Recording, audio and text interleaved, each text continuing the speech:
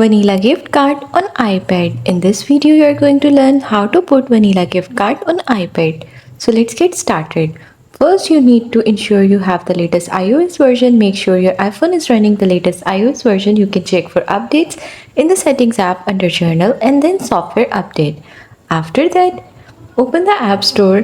The App Store icon is typically a blue icon with a white A.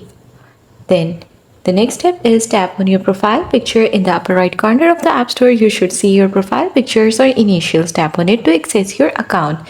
Then select Redeem Gift Card Code option and tap on it. After that, you will have the option either enter the gift card code manually or use your device's camera to scan the code. If you have a physical card, scratch off the label to reveal the code. If you choose to enter the code manually, type in the 16-digit code. If you're using the camera, align the code within the frame and your iPhone should automatically recognize and redeem it. Confirm the redemption, tap on the redeem button, and then after redeeming the gift card, your account balance will be updated. You can check this in the account section of the app. That's all. That's how you will be able to put vanilla gift card on iPad. Thanks for watching. Don't forget to like and subscribe.